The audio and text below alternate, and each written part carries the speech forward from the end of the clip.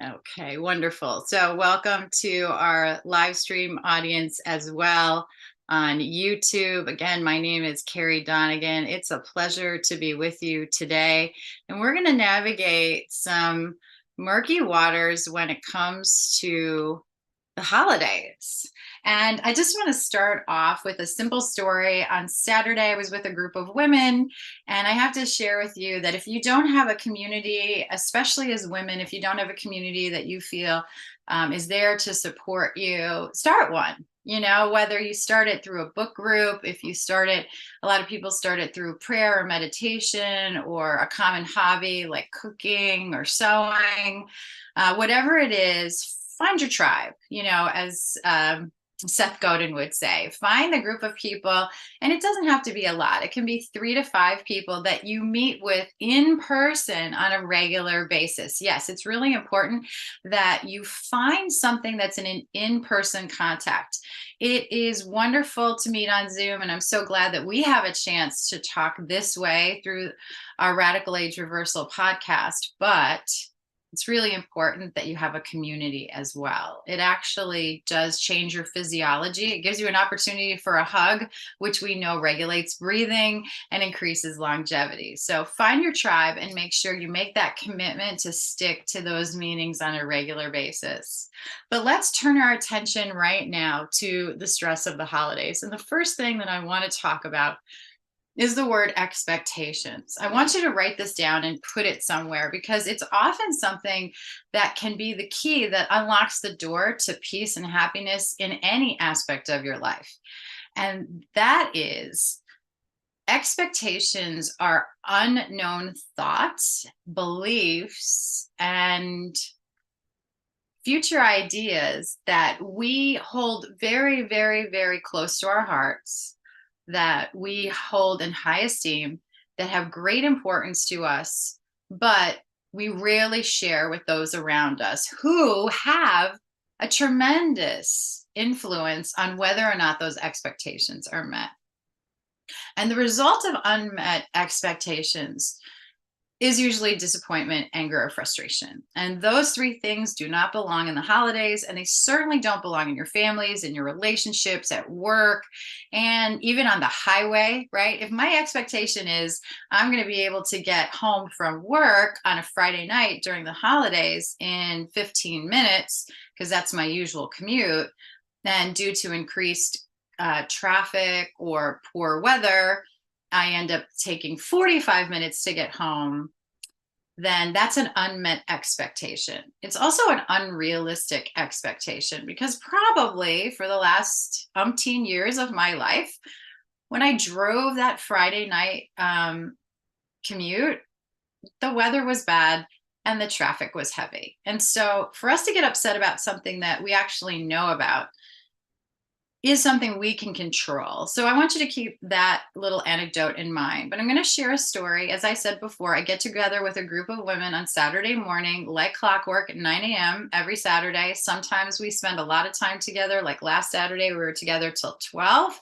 And sometimes we have a lot on our plate, and we're lucky if we get in an hour visit. But the most important thing is that we're consistently meeting every Saturday, no matter what.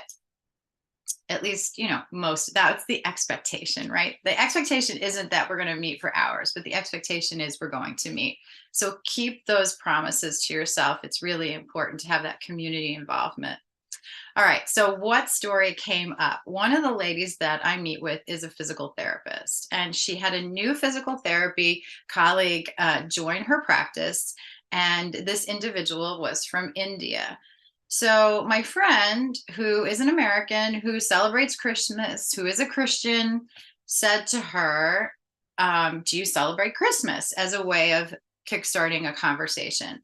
And the woman's response was, no, but I'm looking forward to celebrating it now that I'm living in the United States. So that struck my friend as odd in a couple of ways. The first way it struck her as odd was, well, isn't Christmas a religious holiday?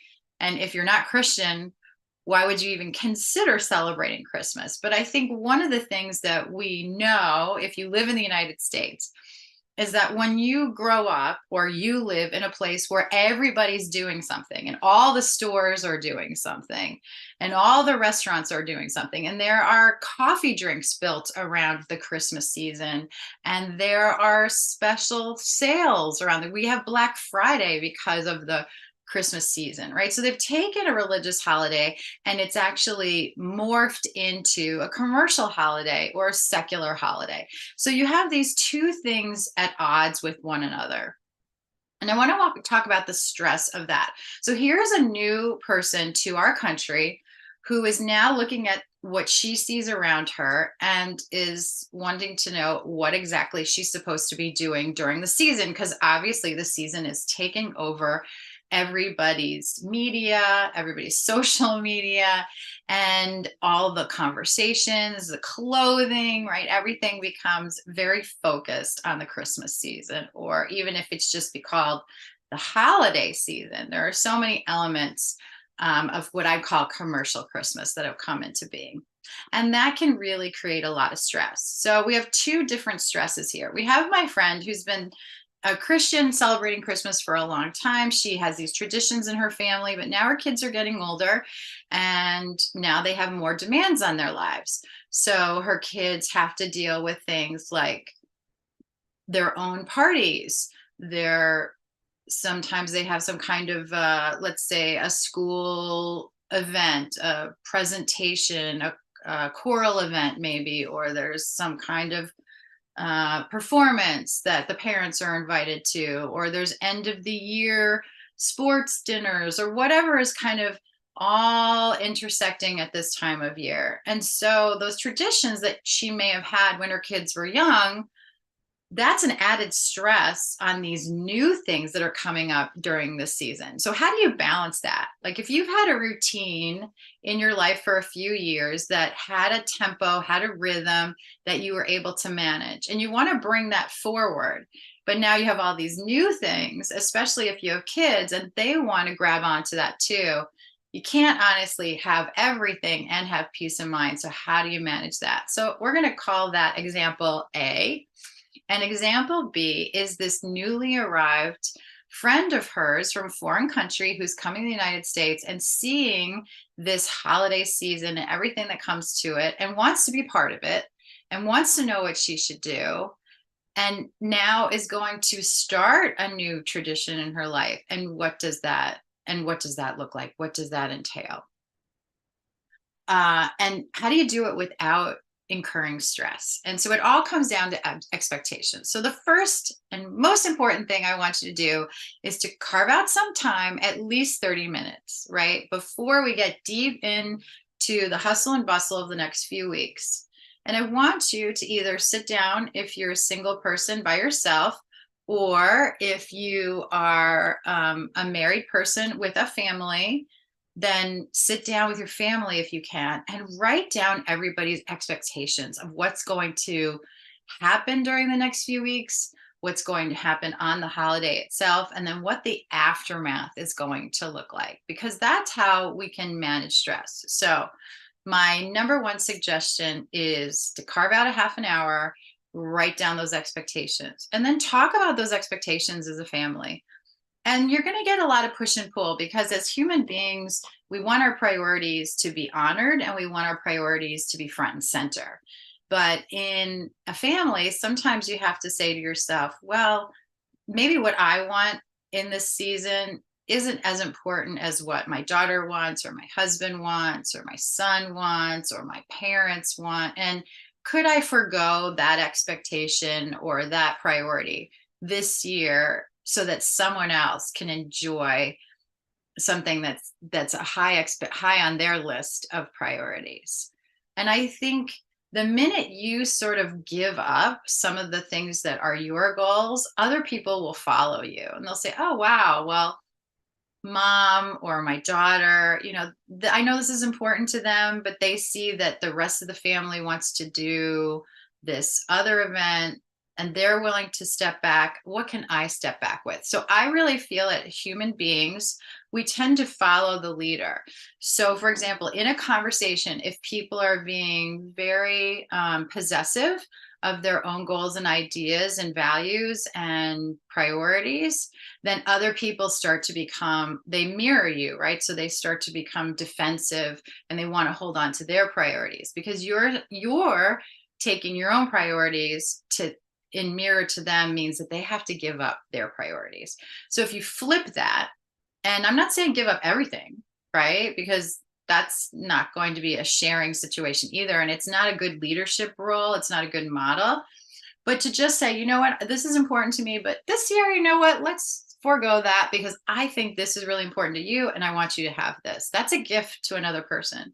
And that gift will be received in a way, and this has to do with dopamine and serotonin, right? These chemicals that make us generous, that give us the opportunity to live in a community. If you want to hear a really, really good TED Talk about this, look up Simon Sinek's talk, and you can put in on the chemicals of melatonin and serotonin. But he really does an amazing job of talking about why. And I think it comes from his book, Leaders Eat Last. So don't quote me on that. I should have done that ahead of time. It just came to mind. But go ahead. If you just look up like serotonin and Simon Sinek, it'll come up in the TED Talk. Amazing. And he tells us why we form communities and how we follow leaders and how we have a circle of safety, right? So a circle of safety is a home, is a place that you feel that you can just relax and let your hair down and be yourself and let everyone see your bumps and bruises. I read this beautiful quote this morning. It's a Japanese proverb, and it said something to the effect of smallpox, when looked upon with love, looks like dimples. And I thought that's so true. It's so true that our attitude, our outlook is really what makes anything a reality. And that our perception is so much, our expectations are so much of what actually comes to pass when we have these things. All right, so that's number one. Get your expectations straight and then decide what you're willing to give up. You have to give up something, because if you're going to reduce stress in your life, this is 100% necessary. All right. And if you're one of these people who are like, I'm not ready to give up anything, then the rest of what I'm going to say probably isn't going to matter, because that's the foundation of managing stress, being willing to release something for the sake of peace, prosperity, and contentment and joy, right? And joy and happiness come from that. All right. Number one. Number two, you need a plan. Now, for those of you who are like, I'm not a planner, blah, blah, blah. Okay, fine. And for those of you who are super disciplined, you're like, yeah, I'm on it. I got my pencil and my pen ready. Okay, so, but this applies to both of you. You need to actually plot out the goals for the holiday. Is it making cookies? Is it putting up a tree? Is it putting up lights? Is it going to an event? Is it sharing something with friends? Is it buying gifts? Is it wrapping gifts? Is it writing cards? Is it taking a family photo? Is it doing something on social media? Is it buying special clothes? Is it spending time in prayer and meditation? Is it special religious practices? Is it doing extra reading? Whatever it is, you got to make a plan. Because if you sit down with a calendar and you start to plot out all these things that you want to do, and I have to say, I got this from Martha Stewart, and I kind of laughed at her when it first came out, like, I don't know, back in the 90s. And she used to put out a calendar every month. I don't know anyone who used to follow Martha Stewart. She maybe still does that. I haven't read her magazine in a while, but she used to write down everything. This is when I'm going to wash my drapes, and this is when I'm going to weed my yard, and this is when I'm going to make cookies. And it seemed a little over the top to me at the time, but I have to tell you, plotting something out on a calendar, especially when you have a period of time that's going to take a few weeks, is really going to be great, because you're going to look at that calendar from a 360 view, and you're going to be able to say to yourself, I don't think this is realistic, or this doesn't look like fun, or this looks like too much, right? So when we have a view of what we're trying to do, it does make it better. And I'm going to quote another person that I really love, editor of Vogue, and boy, her name escapes me right now. I'm sure somebody will put it in the comment section. Please help me out. But she used to say, get dressed in the morning and then take one thing away. And I'm going to say to you, put your calendar together for the holidays and then take one thing away. Even though you've given things up, even though you've made the compromises with your family, even though all the expectations and the goals have already been pre-met, because that's step number one. Step number two, when you plot it out, even though everything looks like it's going to work like clockwork, take something away. Take something away. It's going to open up for the unexpected. And that's where joy comes from. Joy comes from the unexpected.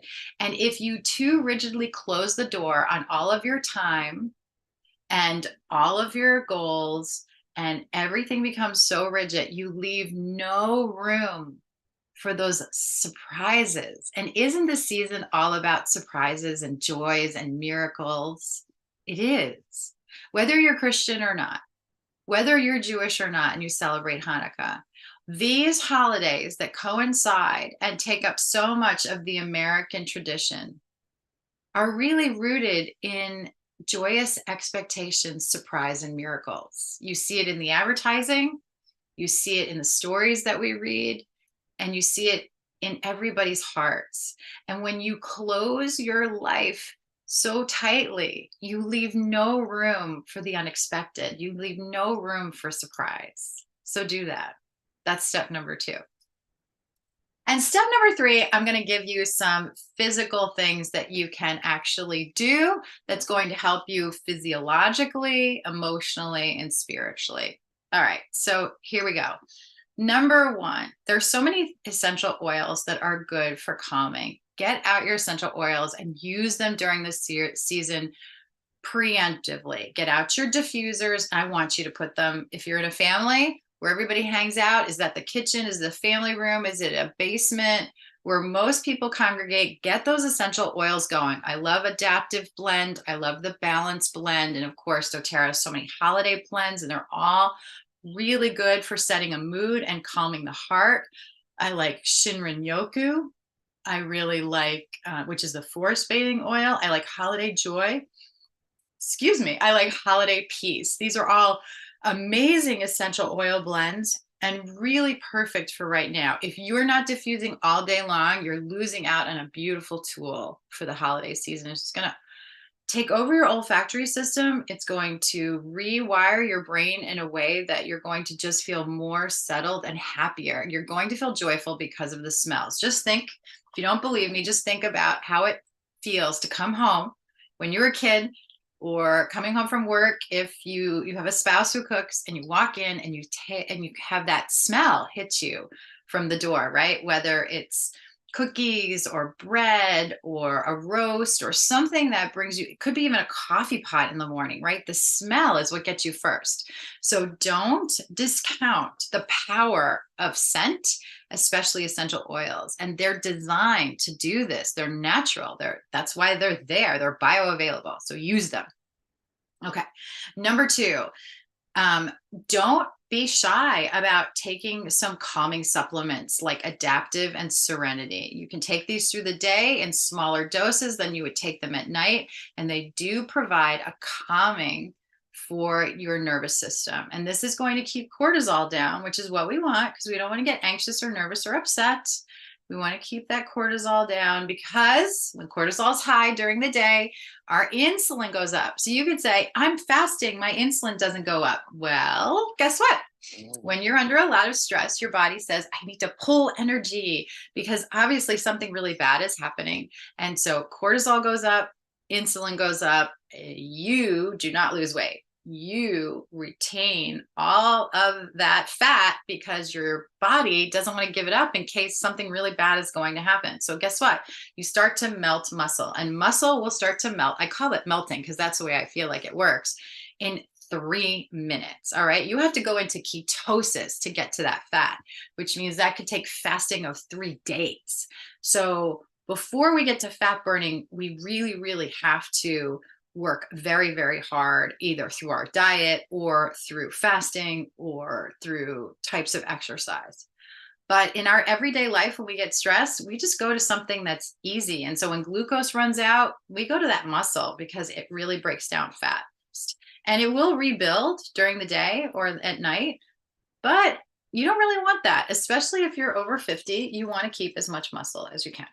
So it's really important that you take a calming supplement. And I'm going to give you my 3 recommendations. Number 1 is the Advantage from MetaPower, which is a doTERRA product. And I take 2 actually. I find that 2 is super, super calming, and I recommend it to anyone. I was about a month and a half off of my Advantage, and I saw a huge difference. I'm not going to do that again. So that's number 1, especially during the holiday season. Number 2, the Adaptive Capsule. I love it. You can take one every 2 hours if you need to. It will not make you sleepy. Also, really good for going to sleep at night. And number 3, this new Serenity Soft Gels. Now, I love them. They put me right to sleep at night. I take 2. However, during the day, if I'm feeling a little extra stress, I'll take 1. So, as prevention, I use my essential oils. I take 2 Advantage, and I take the Adaptive as needed, at least 1 during the day. Serenity, I only use when things get really, really bad. So if you have like something piling or spiraling, then go ahead and grab that Serenity. Otherwise, use it at night to clean out your brain, improve your microbiome, get rid of those microplastics. We've had other presentations on that, different talks, other podcasts on that. All right. So just to review what we talked about in managing stress for the holidays, and then I'm going to let you guys go out and share this information with your friends so that they're not stressed too. So when you find that community and you're getting together, please go over these 3 things. Number 1, expectations drive all of your emotions. So make sure you're clear on what your expectations are, especially for the holidays, and share those with the people around you. Invite them. Number 2, invite them to share their expectations with you, and sit down and make a plan so that everyone's expectations are met. And how do you do this plan in a way that's peaceful and non-combative? You first lead by taking away one of your goals and say, you know what, there's a lot on the table here. I'm not going to do this year so that we could do this thing that you're bringing to the table, which I think would be so much fun to be a part of. So in making a small sacrifice yourself, you're actually taking the lead, and others will follow suit, which is a beautiful thing. And then guess what? You're going to have a plan that is doable and is something that everybody can do together.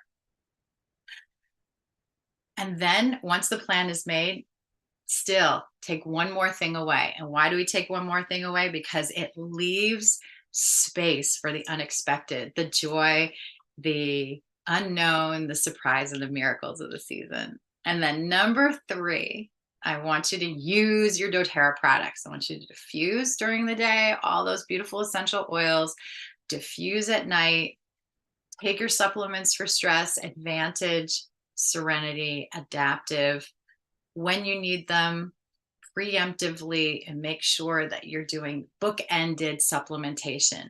Do it in the morning to set yourself up for success, and do it at night to close the day in love and peace.